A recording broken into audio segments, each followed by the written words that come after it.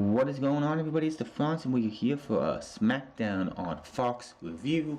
This is the next to last episode of Smackdown before we get to Money in the Bank, where 6 men and 6 women are going to be climbing the quote-unquote corporate ladder as they will start at the base of Titan Towers, have to climb all the way up, all the way up, to get to the ring and catch the briefcase and become Mr. and Mrs. Money in the Bank. Now,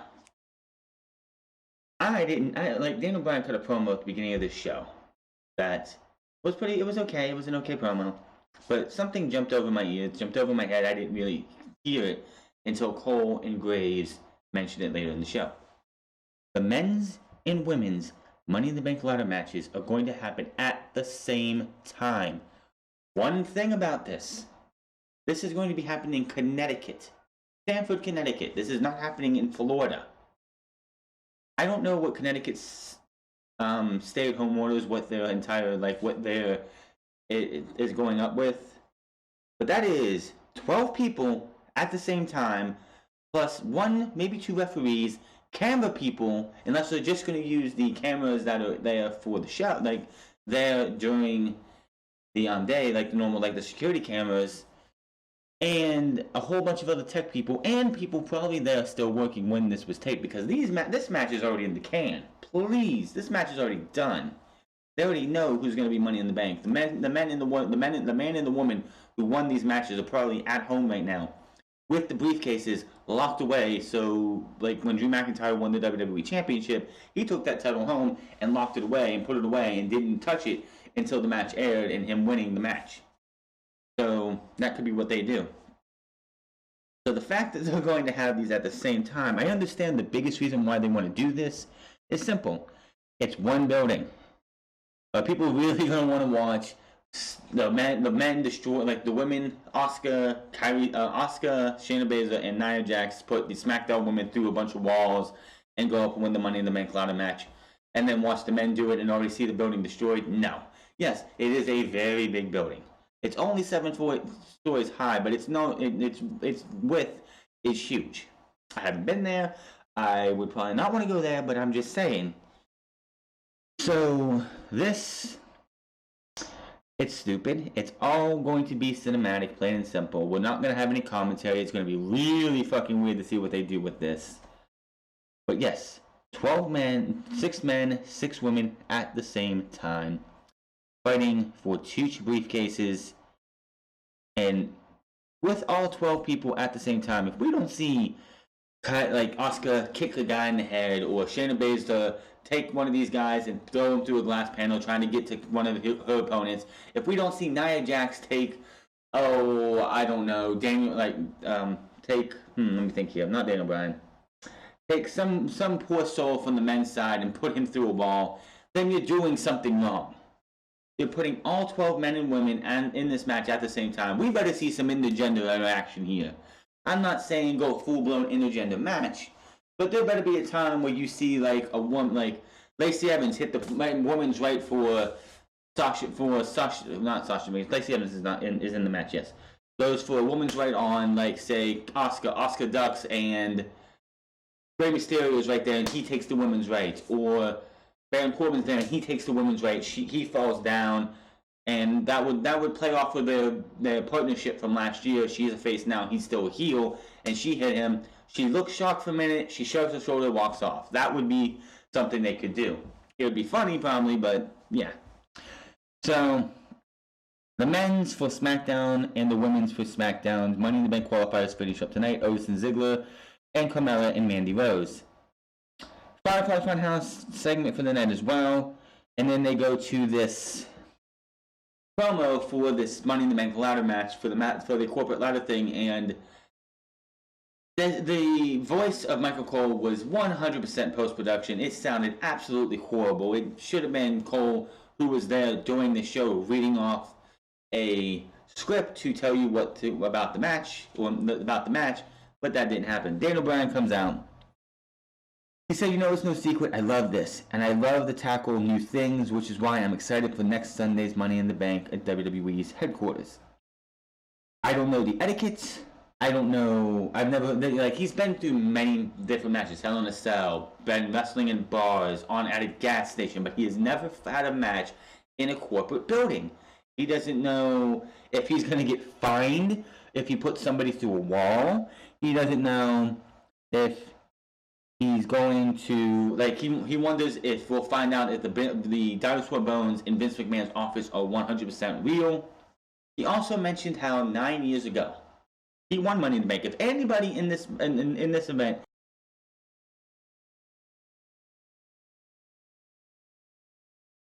it would be Daniel Bryan.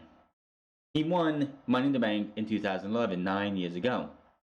But Daniel Bryan obviously has a like the concussions he suffered after the 3 years after made him forget which championship he actually won when he cashed in on the Big Show. He remembered that he cashed in on the Big Show. Of course, the Big Show was the world heavyweight champion, the big gold belt. He just defended the title against Mark Henry. Mark Henry got pissed because he should have won. He thought he should have won that match. He obliterates the Big Show on stage, in the match, in the ring, with a bunch of chairs. I believe it was a chairs match. He destroys him. Daniel Bryan's come out. He wins the World Heavyweight title. He keeps it to WrestleMania. Of course, the 18-second bro kick match. And he loses it there. And that was the evolution of the Yes Movement. He says he won the WWE Championship. But he didn't do that till 3 years later when he won both titles because they were fused together as the WWE World Heavyweight Championship at the time. That was the big gold belt, and that version of the championship did not get retired until the night after SummerSlam when Brock Lesnar was given the single championship. Calls Corbin out because he was hoping that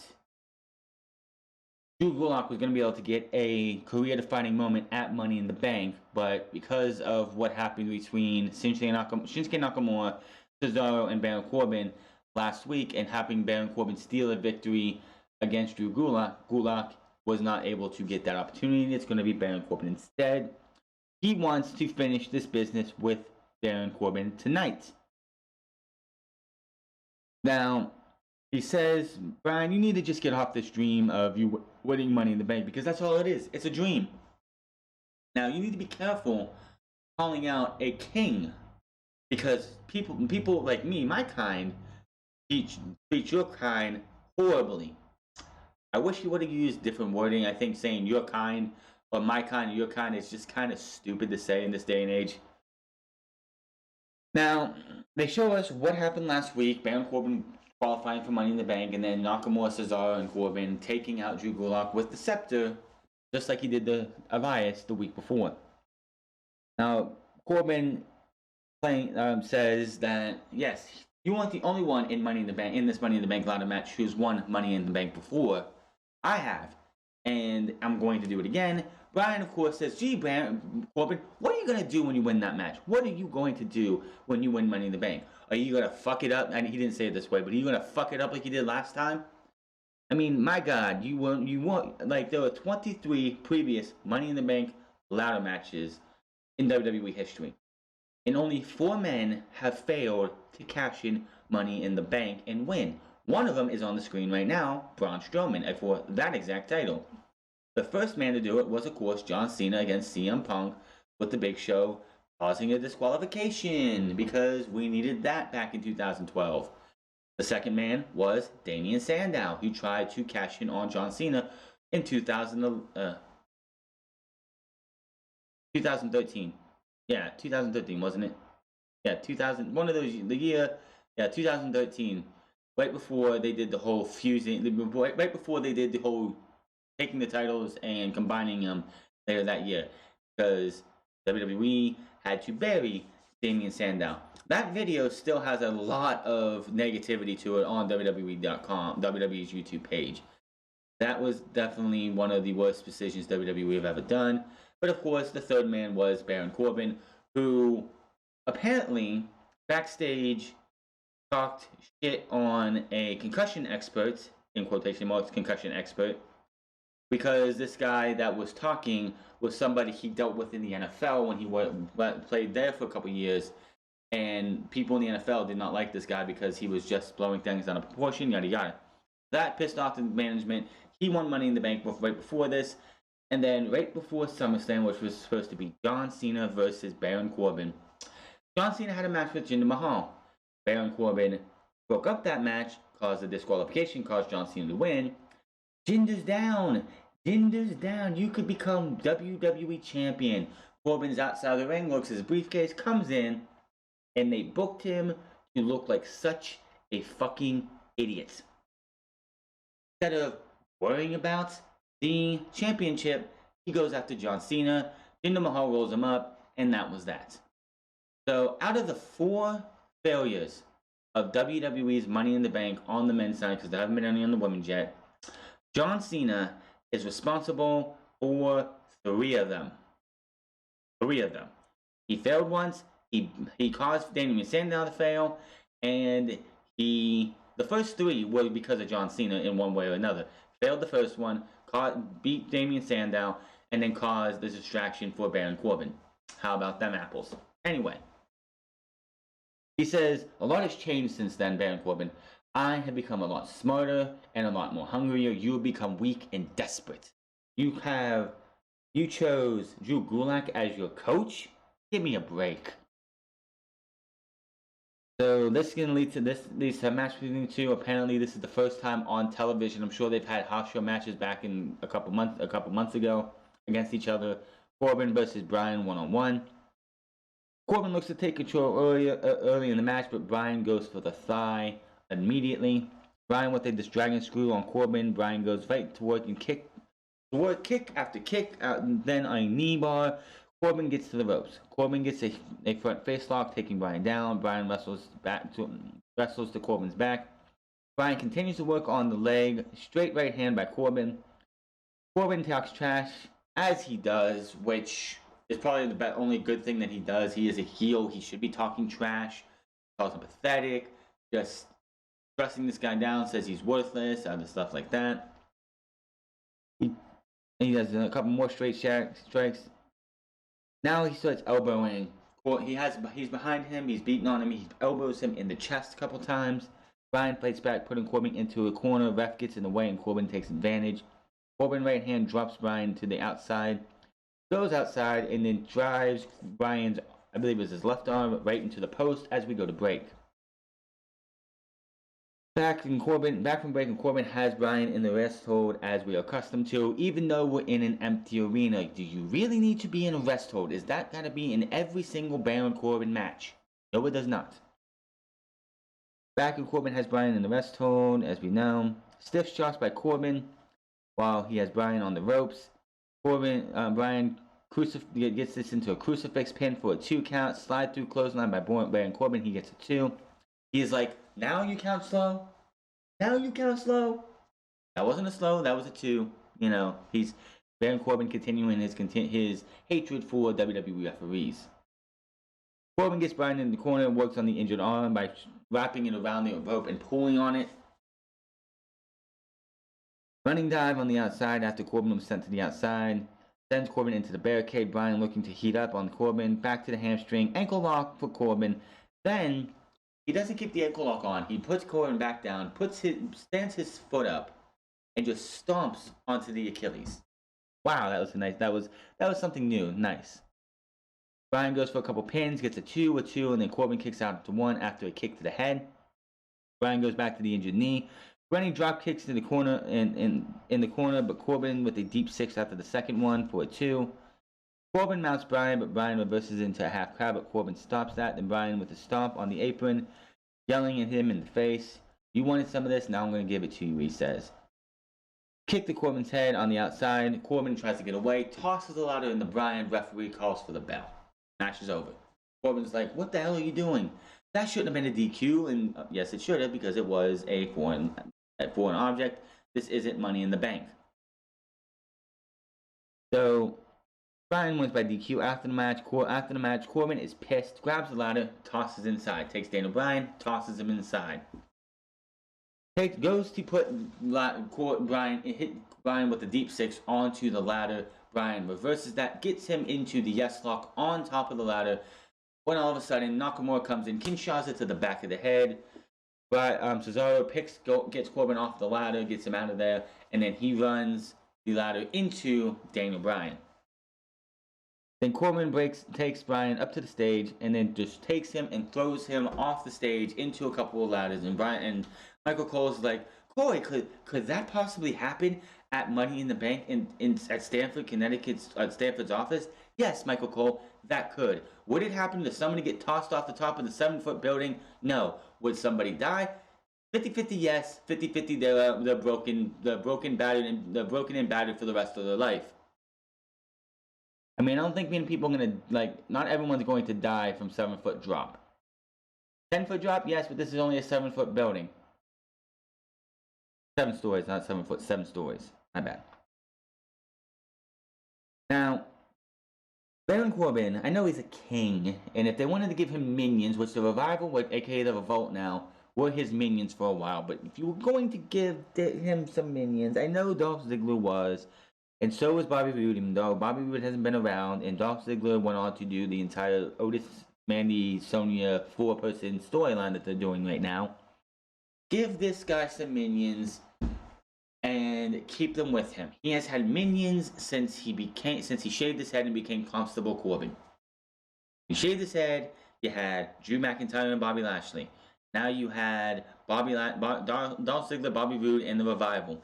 Now you have Nakamura and Cesaro because Sami Zayn's been kept at home because of this COVID-19 bullshit. WWE needs to make up their mind what the fuck they're doing and stick with it. How fucking hard is that? They continue to just well, we're going to take these 2 guys away from this guy because he's not going to be here. We're going to put him with Baron Corbin and pretend and hope that nobody fucking notices. Everybody noticed, though. Everybody noticed. So, after that, we see Bliss backstage in a nice leather jacket talking to Braun Strowman. She hands him a Bliss Cost applesauce shirt, uses it as a face towel, hands it back to her. She drops it immediately. He walks away as he's walking away. So he's up next. He says, "Last week we saw we took a look at my past with the Wyatt family. That's just it. It was the past. I'm not worrying about the past. Yes, Bray Wyatt brought me in, but I'm looking to the future. And at Money in the Bank, Firefly Funhouse starts." This entire segment was a waste of time. Plain and simple. You had Bray Wyatt say, "This is story time, and it's about the Black Sheep. The guy who looked just like you, Braun Strowman." And he's going off in this spiel about this guy leaving, and the shepherd lost his yard, lost his house. Lizards came in, and it's just what the fuck of a point was this? What was the point of this? The Firefly Funhouse has been around since mid last year. Last year, they actually were good. They were cool. Some of them were great. Not all of them were hits. Some of them were misses, as you're going to have. But they weren't fucking bad. This is bad. This has been bad. And I'm kind of over the Firefly Funhouse as I've been for a while. Braun Strowman said he was done with these puppets. He wants him to say it to his face. If you have anything you want to say, I want you to come down here and say it to my face. Wyatt just has this little smirk on his face, and then he waves, "Bye, see you soon." That was that. No Fiend. This show was taped, obviously, for obvious reasons. You couldn't do something where he's like, "Bye," and then the lights go down, lights come back up, and boom, you have the Fiend. No. Because it's not going to be Bray Wyatt. It's not going to be the Fiend. It's going to be Bray Wyatt. Who wants to see Braun Strowman versus Bray Wyatt, the man? Nobody. Who wants to see Braun Strowman versus the Fiend? Almost nobody. There's a select few who do, but nobody wants to see Braun Strowman versus Bray Wyatt. We see Sheamus working out backstage. He's up next. We're gonna make a Wish promo. Apparently, in other video collabs they've been doing for Make a Wish, they're showing all WWE. Of course, works with Make a Wish every single year. Had videos of John Cena and other superstars making wishes come true. Apparently, they left out Roman Reigns. WWE, and that right there tells you why WWE, when they say we will not against you if you want to stay home and not be a part of these tapings while this pandemic's going on. That right there shows you they're full of shit. Because Roman Reigns backed out at the last minute, which honestly should have never been his decision. He should have been, as soon as half the economy was shut down and all the stay-at-home rumors was put together, WWE officials should have said, Roman, you're out of WrestleMania because your health comes first. But did they do that? No. Roman had to come up to them and say, listen, I'm backing out because my health comes first. I'll be back when this is all said and done. Guess what? They haven't mentioned Roman Reigns since since the Friday before WrestleMania. He hasn't been mentioned. There has been a directive backstage to not mention Roman Reigns. It says Roman Reigns doesn't fucking exist. They do a Make-A-Wish promo for the company, and all these talent have been doing Make-A-Wish, and they leave Roman Reigns out. And you wonder why talent don't stay home. Well, you wonder why there hasn't been a mass group of talent saying, you know what, fuck this, we're going home. We don't want to work this, because a lot of talent don't want the Roman Reigns treatment. They know that, hey, you're not going to hold it against us, but you're still going to hold it against us, because they have definitely held it against Roman Reigns. Could have told you that coming. So, about 2 weeks ago, WWE, a little over 2 weeks ago, WWE released 20 plus talent. They released Curtis Axel this week. We'll talk about that later on Sunday. One of those talent was Lio Rush. I'm sitting here, jotting some notes down and everything, when Michael Cole says the name Leon Ruff. Because I'm used to hearing Lio Rush's name, thought he said Leon Rush. This guy looked like a Lio Rush knockoff. But he had none of Lio Rush's tattoos. He looked like they were trying to parody Lio Rush. Even the beginning of the match, like he ducked a move from he had that little reaction time, that special reaction time for a second that Lio Rush tends to have when he's having matches, where he can stop on a dime and turn. This Leon Ruff character did that exactly. Got some hits on Sheamus, and then Sheamus just beat the hell out of him and hit the bro kick and won. And I'm thinking to myself, somebody in WWE obviously holds a grudge against Lio Rush. This, of course, is the main roster. Lio Rush left the main roster and went back down to NXT last year on a very sour note. So, when he's there, you can't do anything to do that because it's going to be obvious, but he's not there anymore. So, why in the fuck did they go? Honestly, if you want to tell me this guy's actual wrestling name is Leon Ruff, I'm going to call you a liar. This was obviously a name that Vince McMahon or some writer came up with. Vince loved it and went with it. This was, in my opinion, and my opinion only matters on this, but if you think otherwise, let me know in the comment section below. This was a direct shot at Lio Rush. Why? I don't fucking know. Obviously somebody, maybe even Vince McMahon himself, holds a grudge because of the attitude that Lio Rush had when he left right before he was sent back down to NXT. That's just my opinion. Let me know what you think. After the match, Sheamus goes right over the Cole and he's like, are you about to talk about your best mate Jeff Hardy? Yeah, because we're going to show you the comeback. And he's like, well, let's have a look. And then they show us the video from it started off from the 2019 episode of Smackdown where Jeff Hardy and Matt Hardy, which by the way, WWE is doing an expert job of trying to keep Matt Hardy out of picture frame. Anything that has to do with Matt Hardy, because Matt and Jeff Hardy right beside each other in this scene, they are definitely zooming in on Jeff. They don't want Matt Hardy to be seen at all because of him snubbing them for AEW. And he talked about being out 6 to 9 months later on in the night, that same night. And he's ready to come back, be the 2020 version of Jeff Hardy. Which, by the way, Jeff Hardy, this would all be all good and everything if Jeff Hardy wasn't on SmackDown 5 weeks ago. Jeff Hardy was on the first or second episode after this entire pandemic thing started. This empty arena era started. So why is he making a comeback now? Why was that match even happening? He beat Baron Corbin right before WrestleMania and then disappeared. Now, he said he's going to be the 2020 version of Jeff Hardy. What is going to be different about Jeff Hardy in 2020? I can't wait to see, because honestly, it's going to be nostalgia left and right. If he comes out to no more words, I'm sure there's a select few. There's going to be a good portion of the WWE audience that will lose their mind because it's no more words. Best theme he's used in WWE. So, in a voiceover, Michael Cole says that Jeff Hardy will be back next week. Jeff Hardy will be in the Performance Center. We come back and Sheamus comes up to Cole and he's like, "Is that right? You gonna be here next week?" "Well, so will I." Pats him on the shoulder and walks away.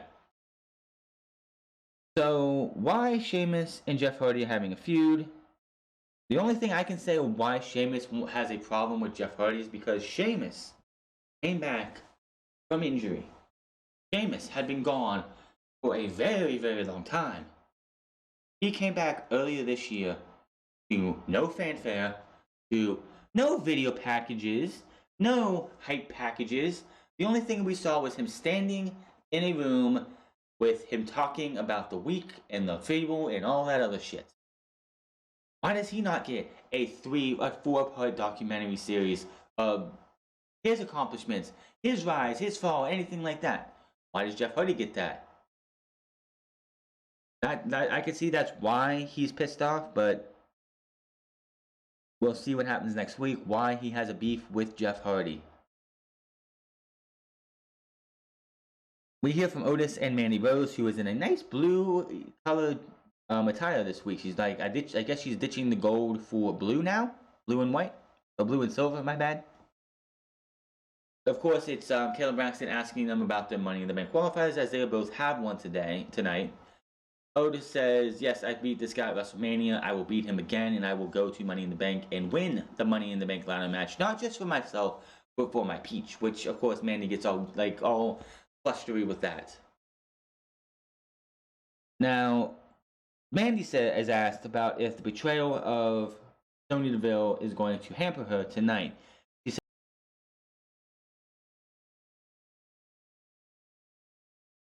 "Yes, this betrayal might have been hurtful to me and Otis. However, that was in the past, and I'm going to look forward to going to Money in the Bank, and just like my Otis," she called him my Otis, "I'm going to beat Carmella, and I'm going to go to Money in the Bank and win as well." She says, "I got this," gives him a peck on the cheek. She walks away. We focus on Otis, and he's like, "Oh yeah." Said it a couple times in this thing. So, we have Carmella versus Mandy Rose for the final women's spot in Money in the Bank. She comes to the ring. They have themselves a little bit of a match, and then halfway through the match, who would show up? And I called it. I saw this coming. This was going to go either two ways, which, because this isn't going to be happening in corporate offices, this wasn't going to happen. This was a traditional Money in the Bank ladder match at the Performance Center at any arena.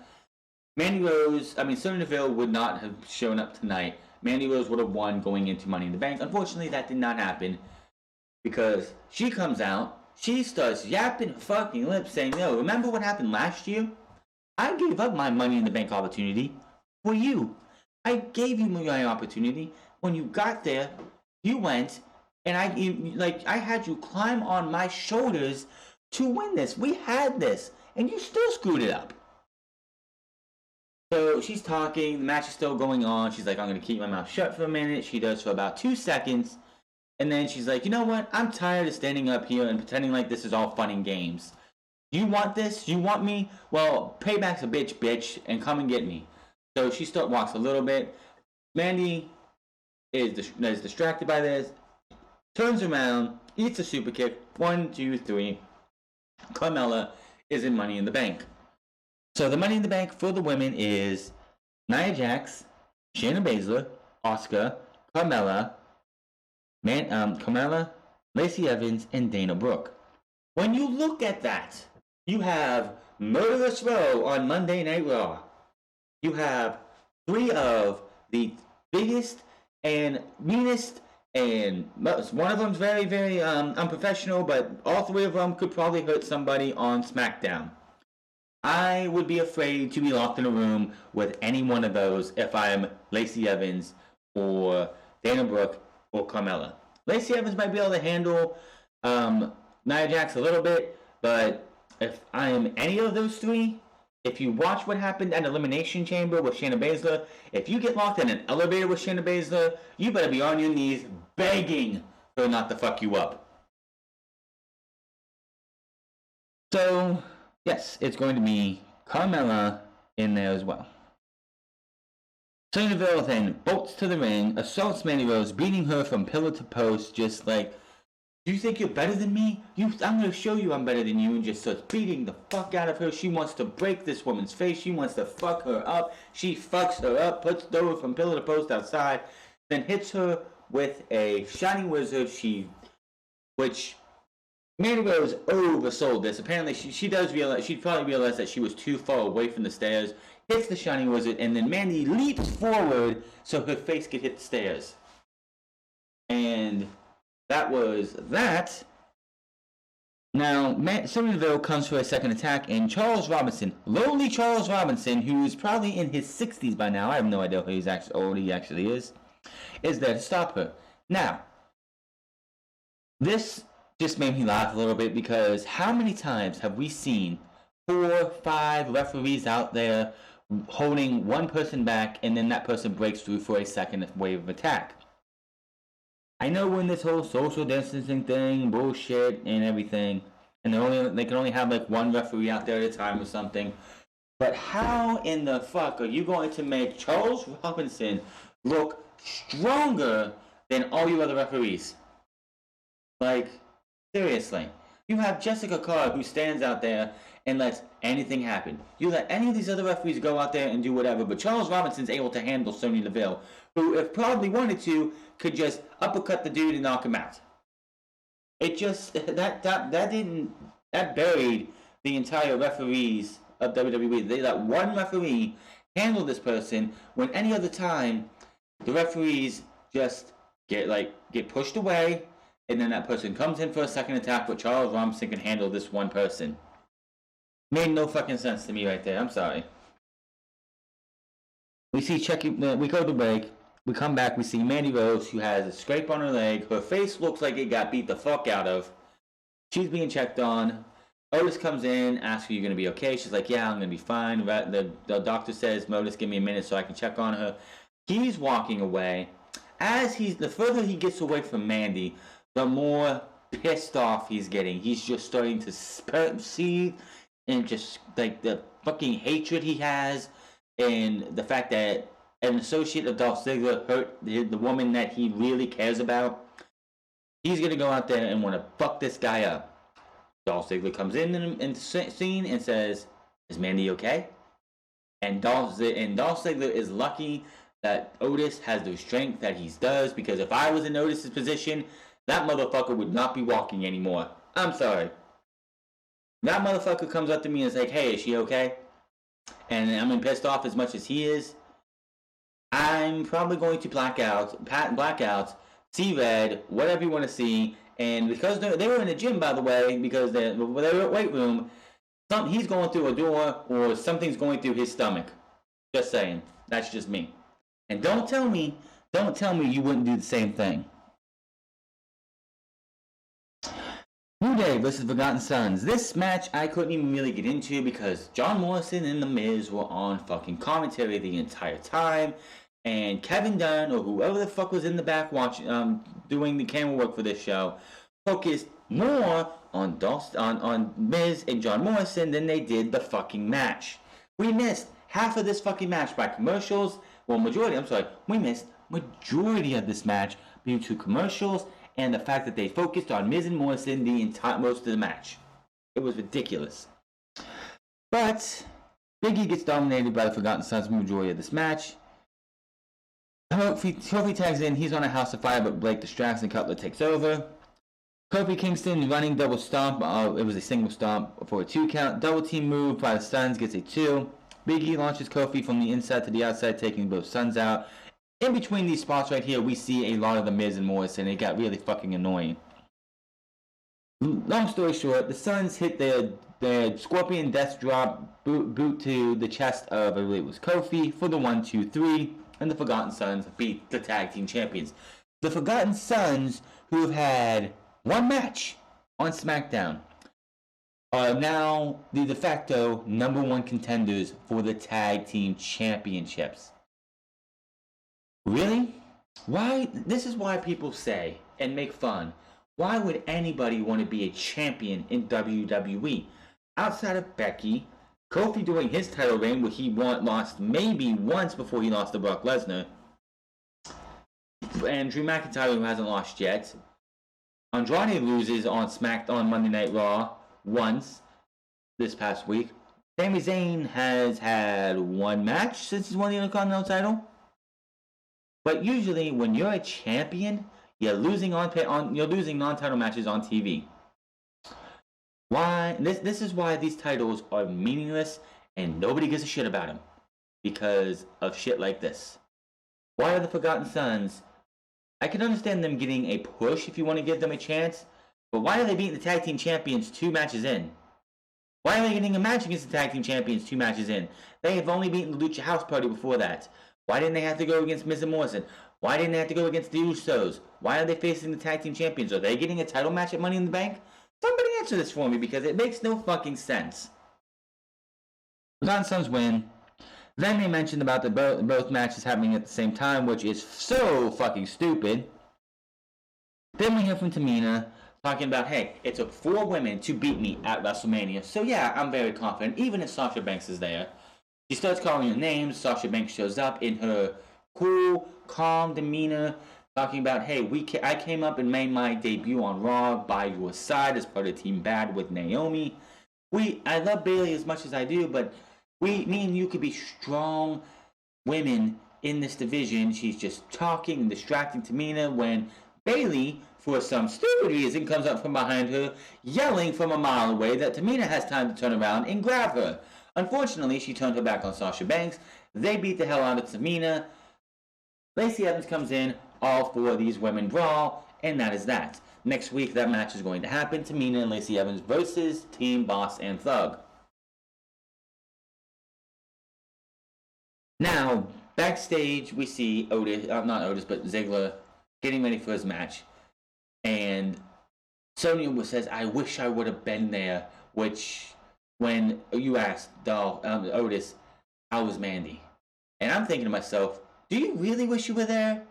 Because I'm telling you, if he would have asked him, how's Mandy, and you would have done anything like snickered or laughed or anything, that would have been worse for Dolph Ziggler, because that would have set Otis off. I'm just saying.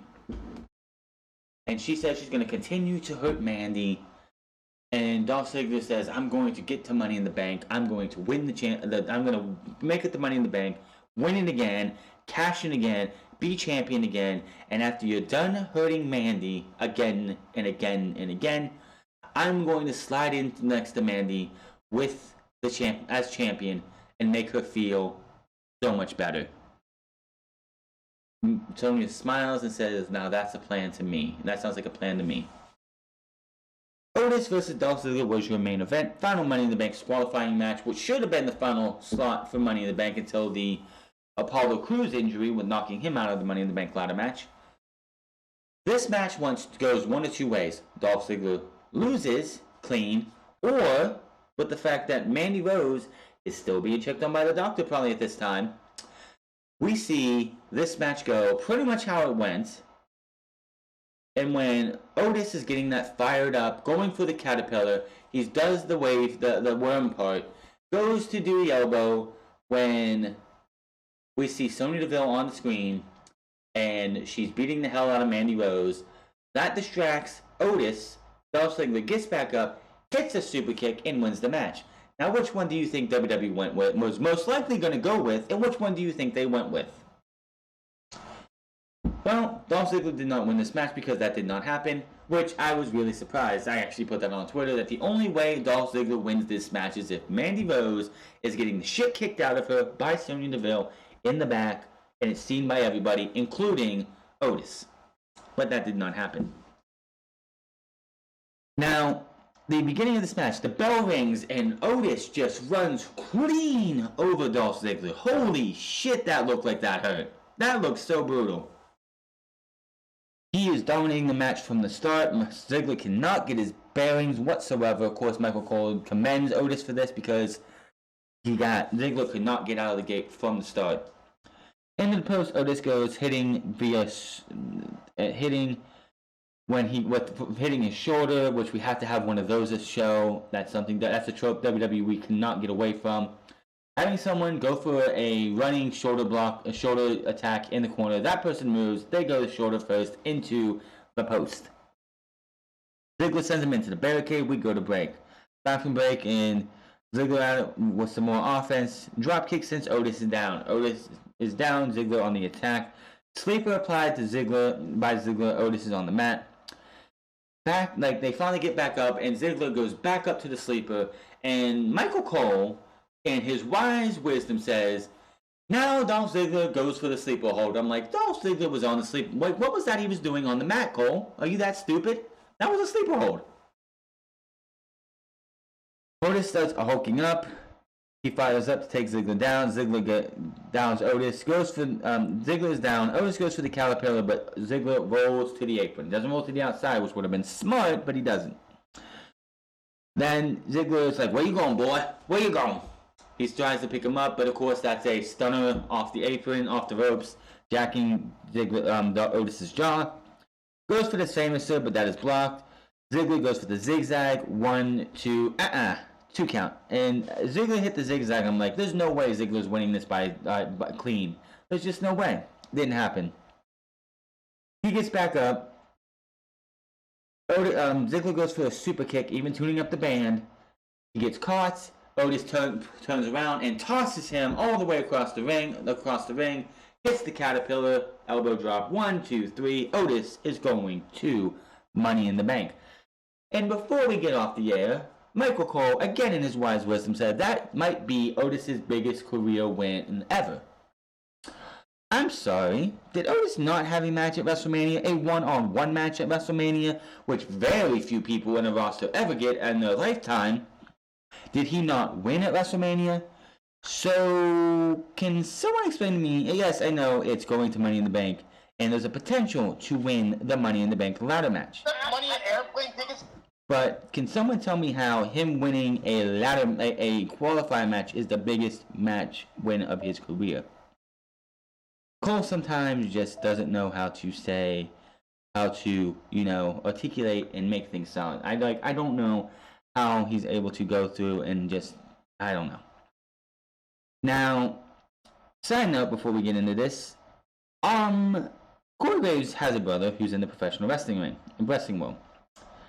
He is, I think he's worked in Mexico a lot as a pro-Trump supporter, which actually helped him out a lot as a big-time heel. Sam Adonis, I believe is his name.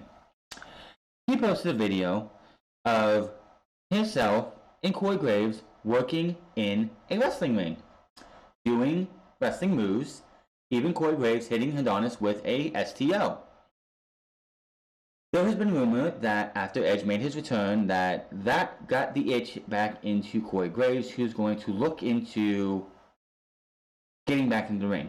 Even though Daniel Bryan suffered the same kind of fate that he did at one time with concussions, and that should have brought him back to wanting to be back in the ring. But no, it was Edge, probably because he's a childhood idol.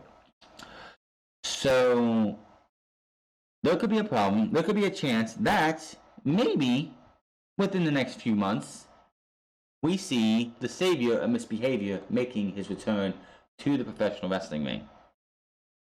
Could it happen? Maybe. We'll just have to wait and see what that.